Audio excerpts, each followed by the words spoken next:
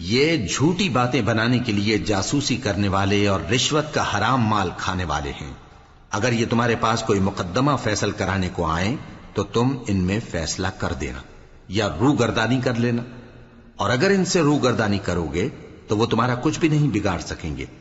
اور اگر فیصلہ کرنا چاہو تو انصاف کا فیصلہ کرنا، کہ اللہ انصاف کرنے والوں کو دوست رکھتا ہے۔ اور یہ تم سے اپنے مقدمات کیوں کر فیصل کرائیں گے جبکہ خود ان کے پاس تورات موجود ہے جس میں اللہ کا حکم لکھا ہوا ہے۔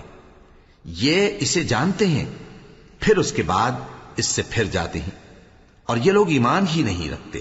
بے شک ہم نے تورات نازل فرمائی جس میں ہدایت اور روشنی ہے، اسی کے مطابق انبیاء جو اللہ کے فرما بردار تھے یہودیوں کو حکم دیتے رہے ہیں، اور مشائخ اور علماء بھی، کیونکہ وہ اللہ کی کتاب کے نگہبان مقرر کیے گئے تھے اور اس پر گواہ تھے، یعنی حکم الہی کا یقین رکھتے تھے۔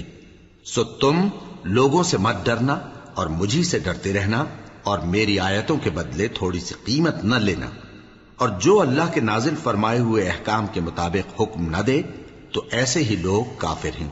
اور ہم نے ان لوگوں کے لیے تورات میں یہ حکم لکھ دیا تھا کہ جان کے بدلے جان، اور آنکھ کے بدلے آنکھ، اور ناک کے بدلے ناک، اور کان کے بدلے کان، اور دانت کے بدلے دانت، اور سب زخموں کا اسی طرح بدلہ ہے۔